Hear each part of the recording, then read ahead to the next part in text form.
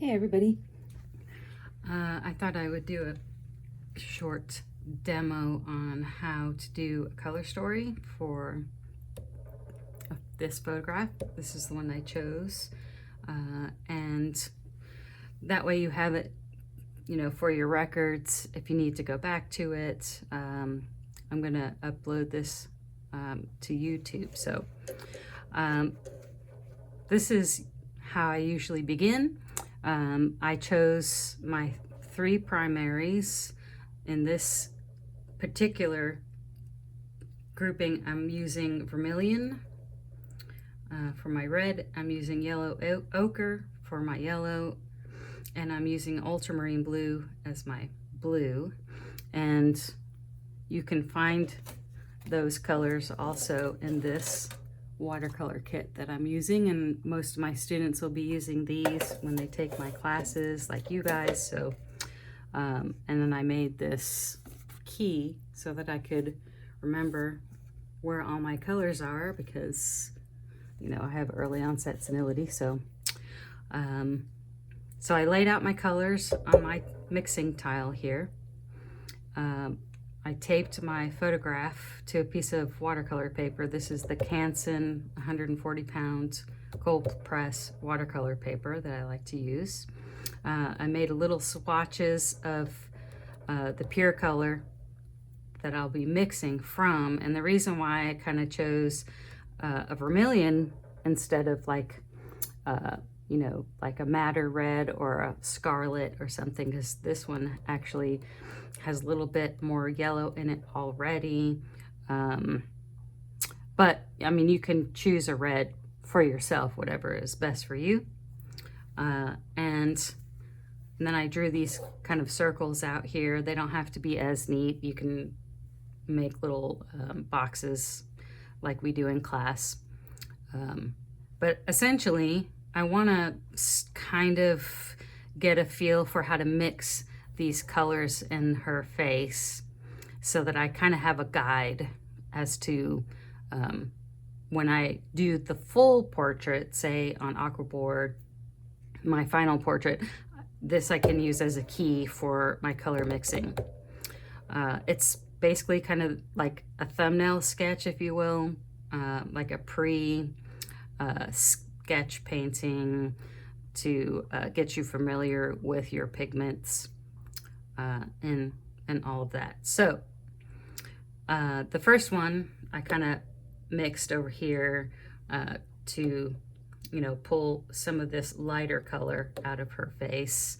And how I did that was, I have my little clean water dish here that I always pull from. I always wash my brush out in a bigger tank like this. This is my rinsing brush tank.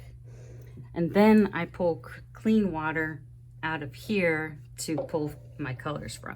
It keeps your colors from becoming muddy, and I'm kind of a stickler on that. So I'm going to take some clean water on my brush, and I'm going to pull some of this vermilion. I'm going to put it down here.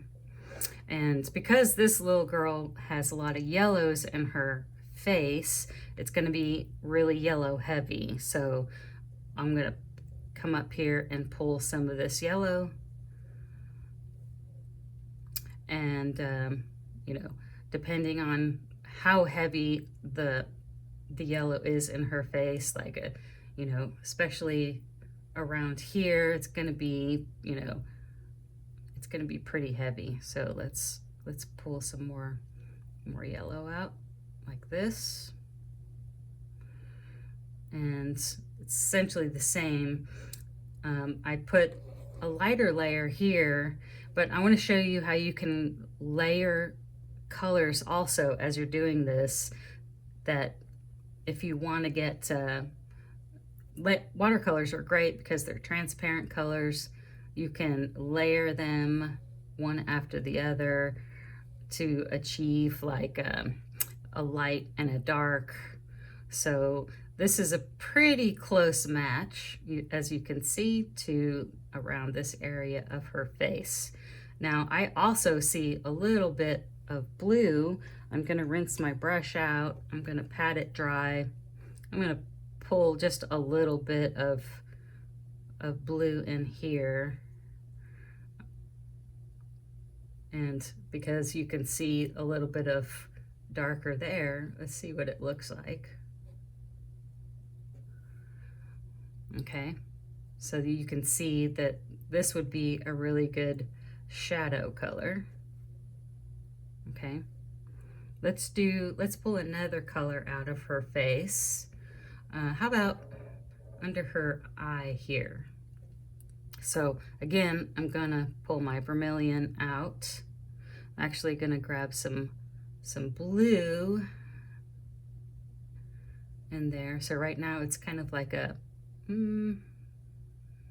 purpley color, purpley pink. And to me, that's what it looks like under her eye. I might grab a little bit of yellow, but like for that color underneath her eye, it would be a pretty good color. And then if you can see how it's darker here and it's lighter here. So to achieve something like that, so this is, say, the dark part right here. I'm gonna rinse my brush out. I'm gonna pat it dry, and I'm just going to dip my brush in the water, not until it's drippy, just touching it, and then I can pull some of this color down.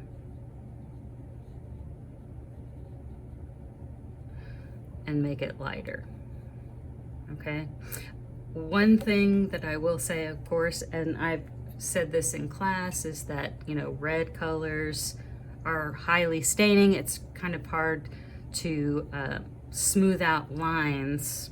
Like, for instance, see this over here. You'll get it somewhat smooth, but you're still gonna see that line there. That's okay. It's just because the staining power of red is very strong.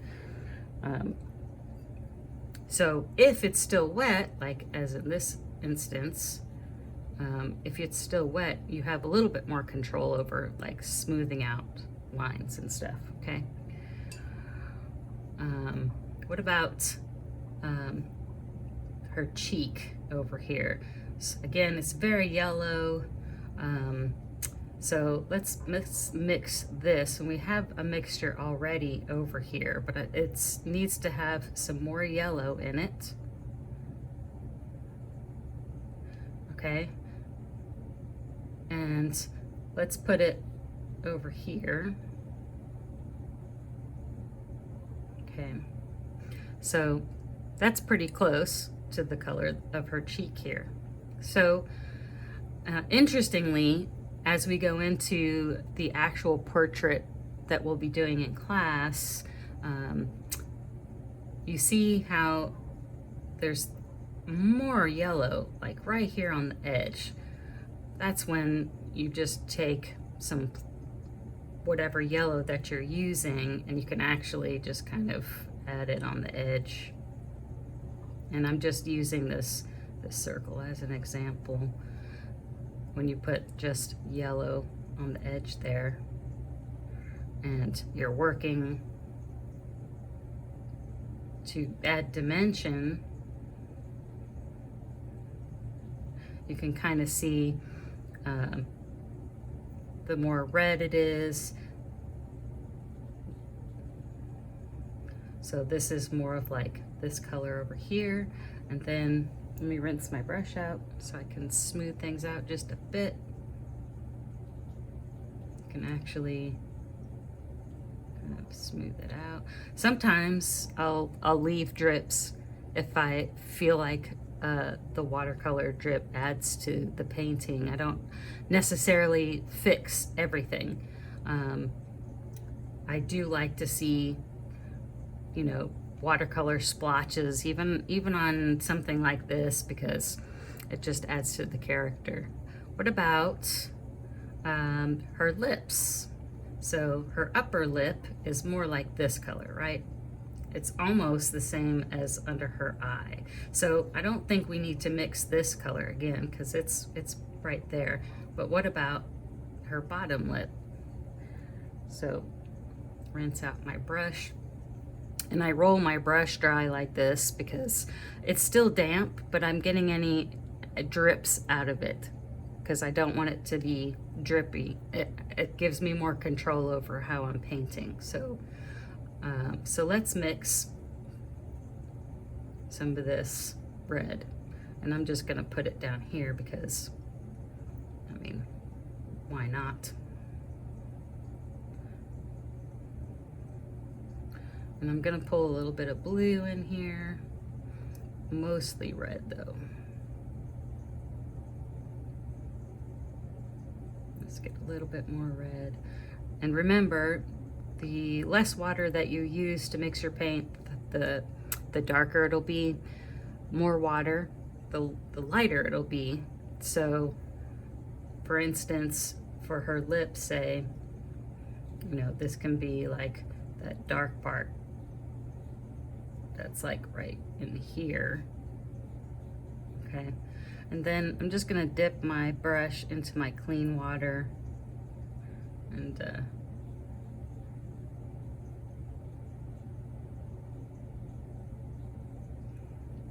kind of bring it down, and then so you can see that this is a lot darker, this is a lot lighter, and you can go lighter still, of course, by rinsing off your brush. I'm not even dipping it in any water. I'm just gonna work that edge so that it's a little bit more blended, and then you start getting back into the color again, which goes like this.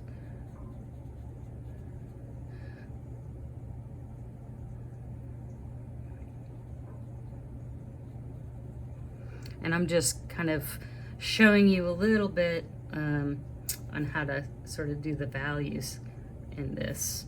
How do you get that dark? Well, essentially it's more pigment, of course, less water. I'm gonna get some yellow in there. Let me get my black in there. Well, you're basically making a neutral color, so. And depending on the temperature of your shadows, it can be like this is like a good shadow color. And again, use your clean water to kind of blend it out. The more color, of course, let's get a good bit in here.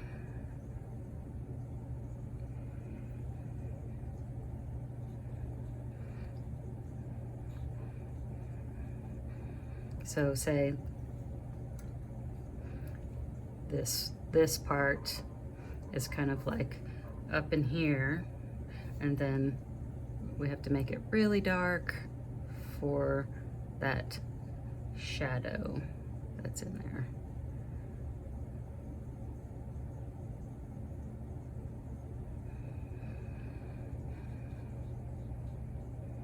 So you have a shadow that's essentially the corner of her mouth, okay? And then you can add some of the underskin tones, like around her mouth. This is just kind of a rough way to do it, but I'm hoping that mixing them this way will, and also, you know, showing how much paint I'm using, and putting these colors together will kind of make sense to you when we start painting the actual portrait.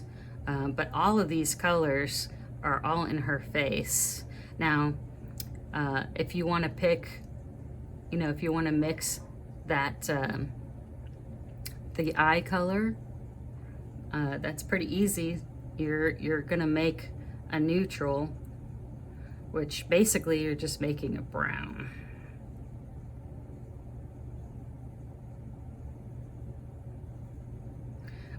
Which actually, if you can see, there's a lot of blue in her eye too. I love putting those highlights in, and I'll do a separate video about pulling all of those shiny bits out of the eye. But like, that's a good eye color, right? Let's put it down here, I'm sorry. Here's a good eye color. Her eye has a little bit of browns in it.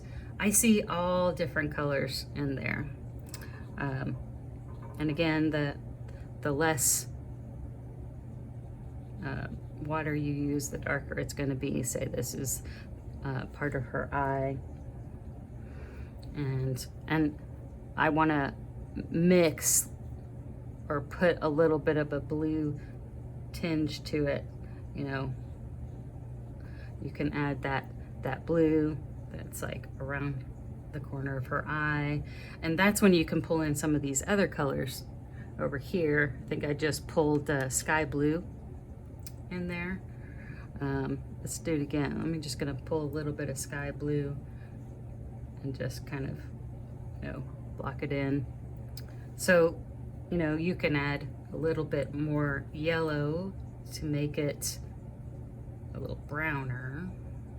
So let's see.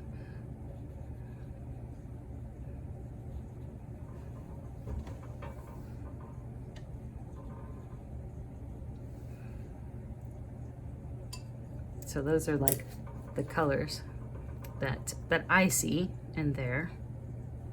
And we did talk about some moon glow, and remember, these are just mixing these skin tones with these primary colors.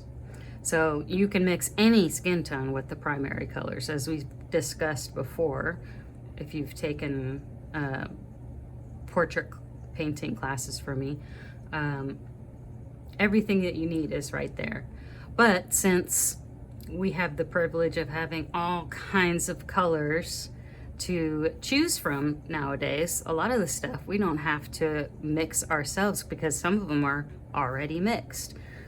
For instance, this is one of my portrait painting tiles. So I have all of my colors that are squeezed on here. These are all Daniel Smith colors, and each one of these I use in different skin tones, different ethnicities, and then I'll throw in some just red and some blue and layer that on.